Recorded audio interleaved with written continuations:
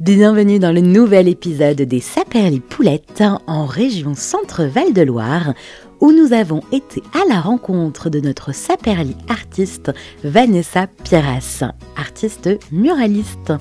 Nous l'avons retrouvée à Nantes pendant qu'elle était en train de faire une de ses œuvres et nous a fait ensuite découvrir chez elle et des lieux importants de sa vie.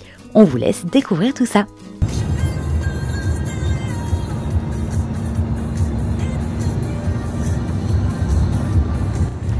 Après une route pluvieuse, nous retrouvons Vanessa en train de dessiner sur les vitrines de la rue Mercœur. Salut, moi c'est Vanessa Pierras et je suis peintre muraliste à Nantes. J'ai toujours peint en fait. Si je fais du végétal, c'est aussi pour pouvoir être moins dépendante des formes. Dans la nature, on retrouve un peu toute forme de végétaux.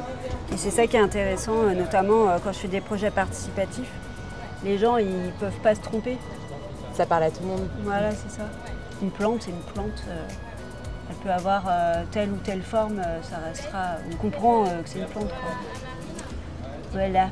Donc c'est assez instinctif. À l'école street vandale avec les tags, tu me dis c'est bon. Et il y a l'école muralisme, donc c'est plutôt vraiment peinture murale. Et ça vient de Diego Rivera dans les années 30, qui lui, d'un point de vue politique, utilisait les murs de la ville pour pouvoir parler à tout le monde de la situation politique du pays, quoi. C'était revendicatif aussi. Pendant qu'elle dessine avec son fidèle acolyte L'Œil, elle nous raconte comment s'est créé le collectif et la place importante que ça a pour elle dans sa vie. Avec le collectif, qui s'appelle Collectif La Belle Rue, on est en lien avec des partenaires. Et Plein Centre, qui est l'association des commerçants du centre-ville de Nantes. Donc là, elle a fait appel à nous pour 2 projets ces derniers temps.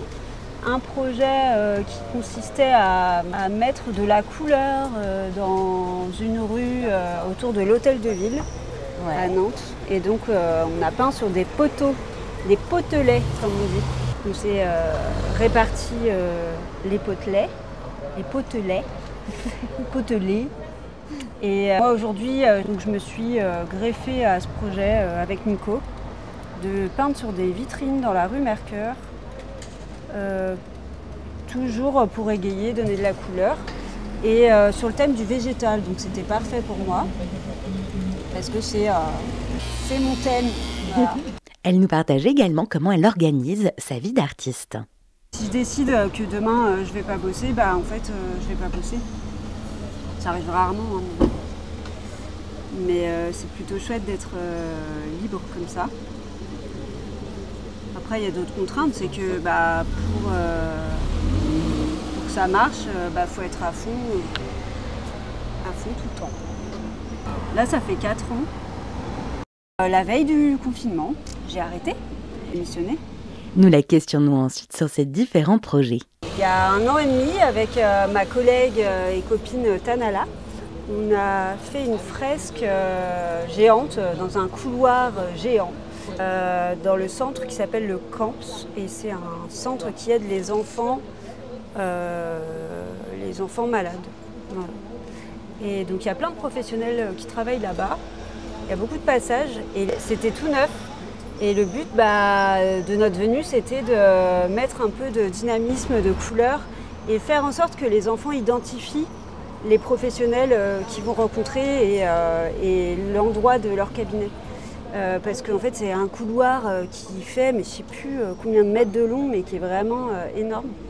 Et en fait ils étaient un peu perdus là-dedans et nous on a essayé de créer grâce à des animaux, grâce à des couleurs, des formes spécifiques liées aux 5 continents. Voilà. Ils n'ont pas peint avec moi, en revanche moi je suis restée 3 jours dans le service. Donc j'ai vu comment se passait un service aussi dans soins palliatifs.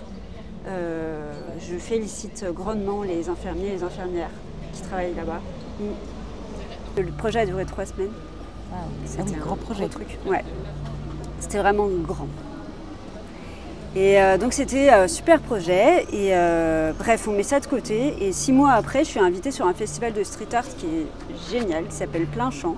Invitée à produire une œuvre sur un bloc de béton qui va rester ensuite pendant 1 an dans le parc du Gué de Moligny au Mans. Il y a un parcours street art. On est vraiment nombreux à réaliser une peinture en live. Donc là déjà il y a plein de gens qui nous regardent peindre, donc c'est un peu impressionnant mais c'est cool.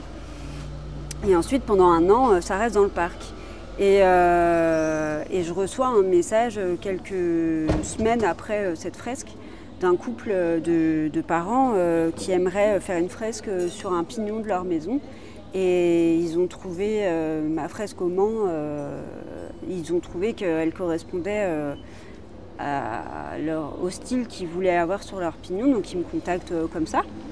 Et puis de fil en aiguille, on discute au téléphone et puis on se rend compte qu'en fait c'était eux les donateurs principaux de la fresque qu'on a faite avec ma pote Tanala. J'ai beaucoup de projets où il y a du sens quand même derrière. Soit avec la personne directement, avec celui ou celle qui me propose de travailler avec eux.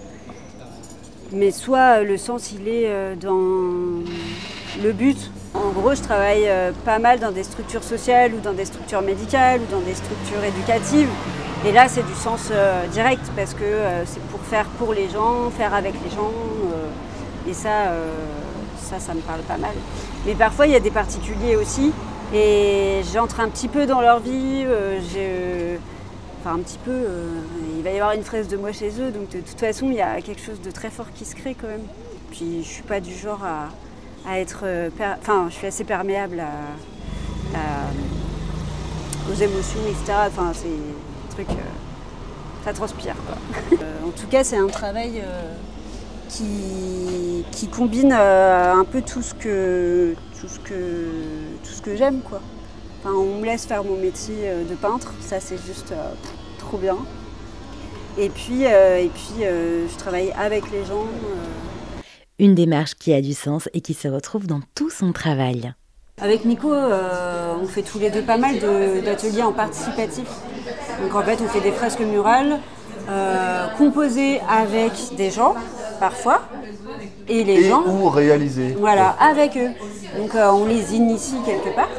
Et du coup, le média peinture devient quelque chose qui va générer des échanges. Oui, puis c'est la transmission.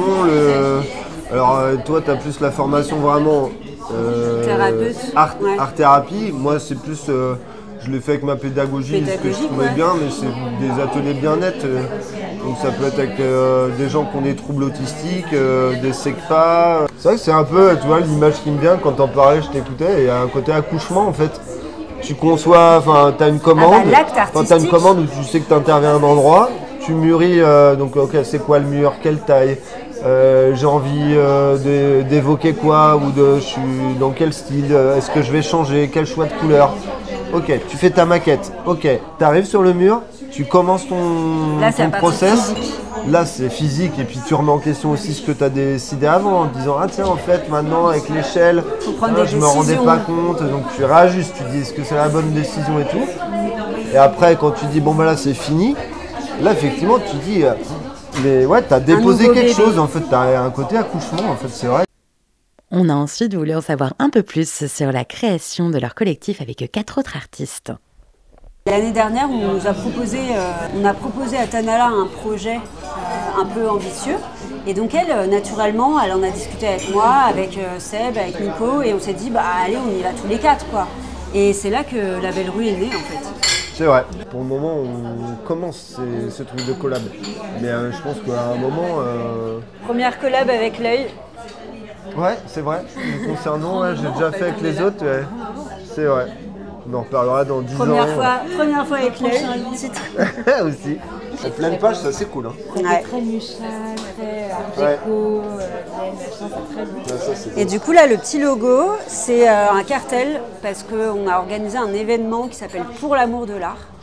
Et en gros, tous les ans, depuis 4 ans, on rassemble entre 60 et 70 artistes pour faire du collage dans la rue. C'est né en fait d'une envie d'avoir plus de visibilité pendant le confinement.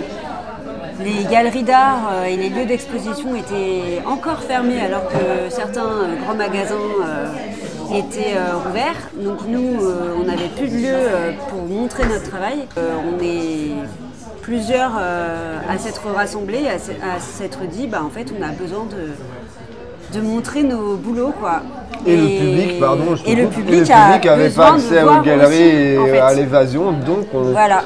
Il y a eu cette idée de proposer aussi des choses. Et donc on a monté ça, très très vite il y a eu un engouement et la première année on était déjà 50.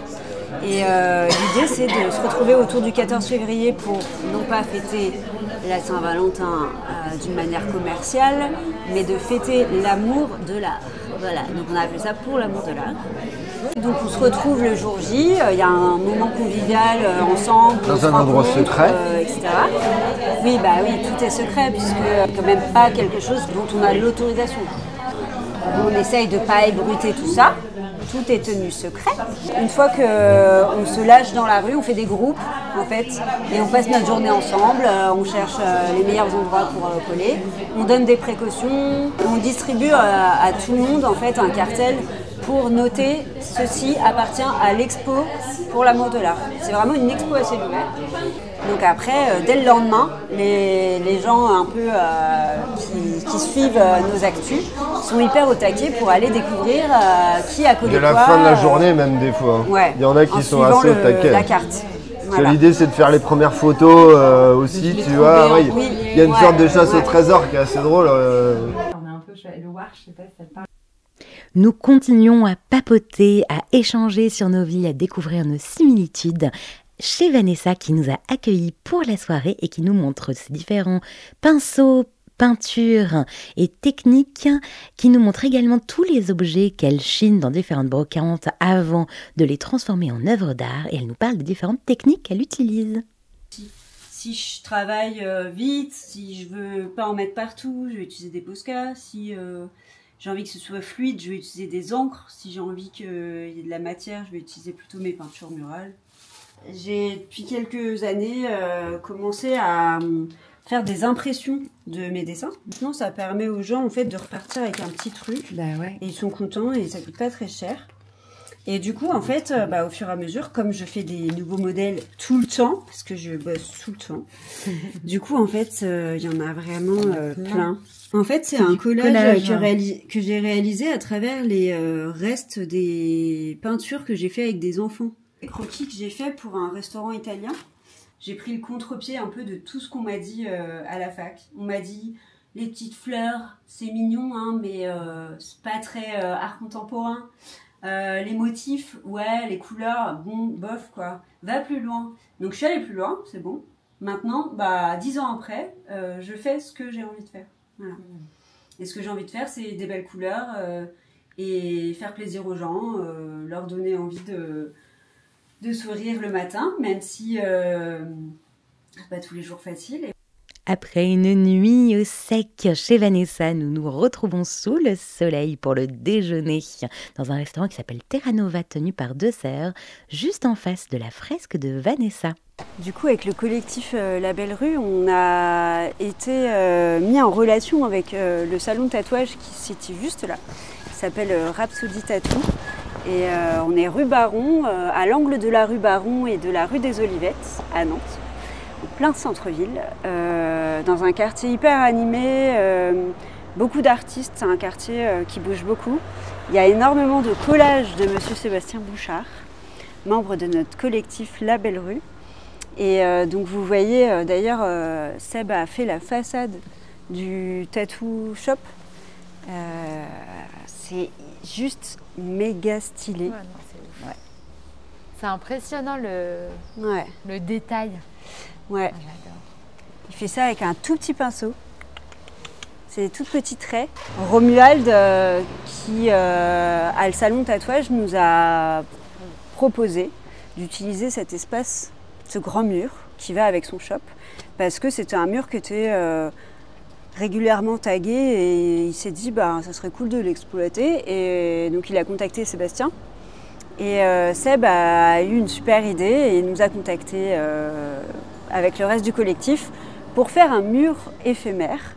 Et donc ce mur-là, c'est un mur qu'on fait en collaboration artistique à chaque fois avec un artiste. Donc c'est moi qui ai inauguré ce mur de collaboration qu'on appelle Label Collab. J'ai fait ce mur avec Delphine Delas, qui est une artiste parisiano-bordelaise. Elle est entre ces deux villes. Et je lui ai proposé de faire ce mur avec moi pour la première édition. Et dans 3 mois, ce sera recouvert. Et ce sera au tour de Nico L'Oeil, qui fera une collaboration artistique avec un artiste qui va inviter. Donc on a proposé ce dessin-là.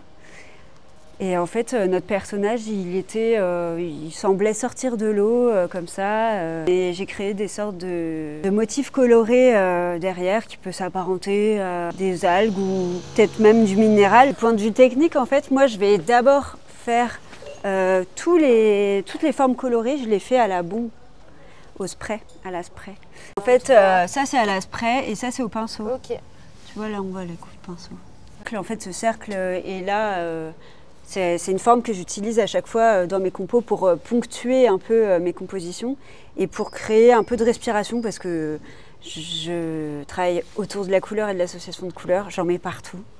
Et à un moment, c'est bien aussi de créer de la respiration. Nous continuons ensuite à nous balader dans le quartier des Olivettes à la découverte de tous les autres tags du quartier. Et donc ici, c'est un spot, on appelle ça.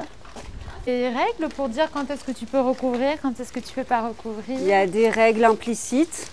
Qui sont Les règles, c'est si tu viens recouvrir avec ta touche une fresque qui existe déjà ou un tag, fais-le mieux. Si tu recouvres, c'est ça pour quelque chose de mieux, quoi. Et faut que tu recouvres entièrement. Faut pas que tu recouvres qu'un petit morceau. Et nous, en tant que muralistes, c'est les règles qu'on se donne pour recouvrir sur les murs libres. Nous profitons de notre balade pour aller découvrir des œuvres de Sébastien et de L'Oeil, membre du collectif de Vanessa, avant de traverser la Loire pour aller dans le quartier de Trente-Moult, découvrir la Maison des Utopies magnifiques, lieu où travaille et expose Vanessa. En fait, on est une asso, donc ça marche avec on élit un CA. Ouais. Et comment tu intègres, comment t'es rentrée dedans? Il y a 1 an, on est venu me chercher en me disant, parce que je fais des marchés, un petit peu des marchés de créateurs. On est venu me chercher en me demandant si ça m'intéressait. Il y avait des places qui se libéraient, parce qu'on est une trentaine, mais ça bouge. Et il y a des fois, ça bouge un peu moins. Et puis c'est vrai que j'avais jamais tenté cette expérience-là, parce qu'on fait 2 permanences par mois. En plus d'exposer nos travaux, ouais. On expose tous les mois les travaux d'un ou d'une artiste en plus, qui ne fait pas partie de la maison, qui n'est pas membre permanent, mais c'est l'expo du mois. Et artiste nantaise? Principalement, ouais. Enfin, nantais de la région. Ouais. Ok. Donc il y a des vernissages, des dévernissages, on fait des soirées, il y a un bar asso. Donc c'est chouette. Il y a aussi un camarade qui est poète, qui s'appelle cordiforme. Et pour l'anecdote, j'ai appris que cordiforme était l'adjectif de cœur. Oh. C'est un très joli nom. Et lui, il fait des soirées poésie. Nous découvrons la MUM et tous les artistes qui y sont, ainsi que les différents artisans. Une ancienne hôtesse de l'air qui travaille avec des gilets de sauvetage recyclés. Des papiers découpés, du bois flotté travaillé ou encore du papier recyclé. Il perd les pots de bananes quand il y a des bananes à la cantoche. Voilà. Et après, il fait son papier de banane, il fait son papier de un tel ingrédient. On est dans la salle de bain et là, c'est le bureau coupe-coupe. Et c'est le roi des jeux de mots et des associations d'idées. Et il fait de la sérigraphie. Direction ensuite un café pour le traditionnel podcast. À quoi ça ressemblerait Vanessa en vase? Ah, les questions. J'aime bien ce vase avec les anses sur les côtés. Je pense que je serais une amphore un peu comme ça. Je pense que j'ai naturellement en fait déconstruit mes formes pour qu'elles soient facilement utilisables par tous et que les gens, quand ils viennent peindre avec moi, ils se sentent pas bloqués par la technicité. Il est déjà l'heure de quitter Vanessa non sans émotion. Et si vous avez aimé cet épisode, n'hésitez pas à aller écouter le podcast de Vanessa sur toutes les bonnes plateformes. À tout vite!